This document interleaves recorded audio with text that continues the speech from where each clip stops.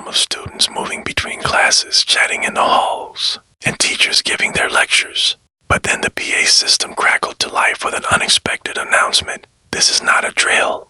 We are now in lockdown. The atmosphere immediately changed. The laughter, conversations, and footsteps stopped. My teacher quickly closed the blinds and locked the door, instructing us to move to the corner of the room away from the windows. I could feel the tension in the room as everyone tried to remain calm, yet the fear was palpable.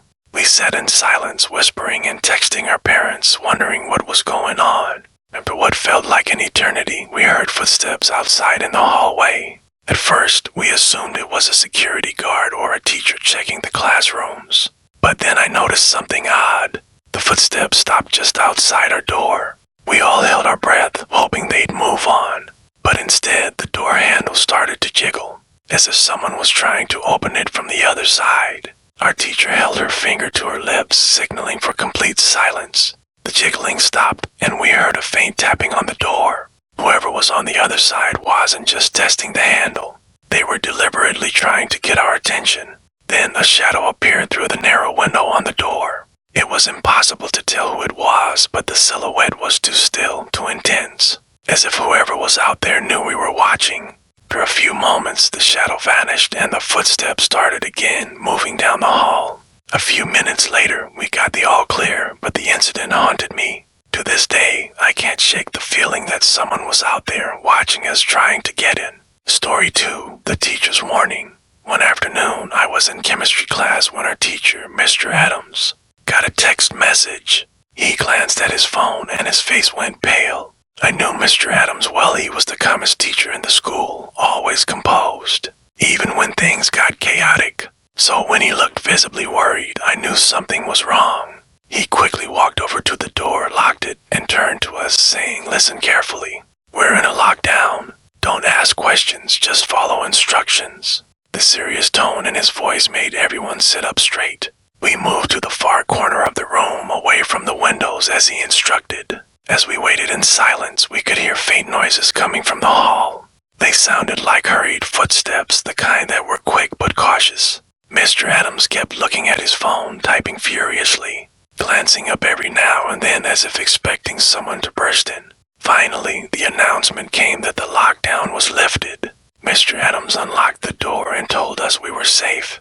We never found out what caused the lockdown, but rumors spread. Some said Mr. Adams had been receiving warnings about an intruder for days. Whatever the reason, I'll never forget the look on his face that day, a mix of fear and something else, like he knew something we didn't. Story 3, the library secrets during study hall. I was in the school library when the lockdown alarm sounded. At first, we thought it was a drill, but our librarian, Miss Patterson, immediately looked worried and told us to hide behind the bookshelves in the back corner. We scrambled into the cramped space, huddling together as the librarian turned off the lights and locked the doors. We sat in the darkness, our breathing shallow as we listened for any sounds in the hall. Then, out of nowhere, we heard a loud crash near the library entrance. It sounded like someone had thrown something heavy against the door, trying to break in. The librarian motioned for us to stay silent, her finger pressed firmly to her lips. For a few minutes, everything went quiet again, but none of us dared to move. Just as we thought we were safe, a strange noise echoed through the room, a faint rustling, like someone brushing past the shelves. I held my breath, straining my ears, and there it was again, closer this time. The light suddenly flicked back on, and the principal's voice came over the PA, telling us the lockdown was over. We all exhaled in relief, but as we emerged from our hiding spots, noticed something on the floor, a note that simply read, "Found you." No one knew who left it or how it got there, but the memory of that note still gives me chills. Story 4, the substitute secret. It was a rainy day, and we had a substitute teacher, Mr. Lane, who seemed a bit off from the start. He was quiet, spoke in a whisper, and kept looking around the room nervously. Midway through class, the lockdown alarm sounded. Mr. Lane immediately bolted to the door, locked it, and ordered us to hide under our desks.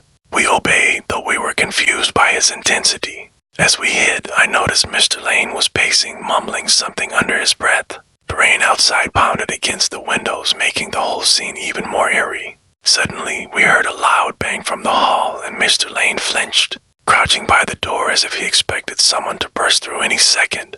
When the lockdown finally lifted, Mr. Lane rushed out of the room without explanation. Later, we found out he'd been a former teacher at another school, where he'd experienced a traumatic lockdown incident.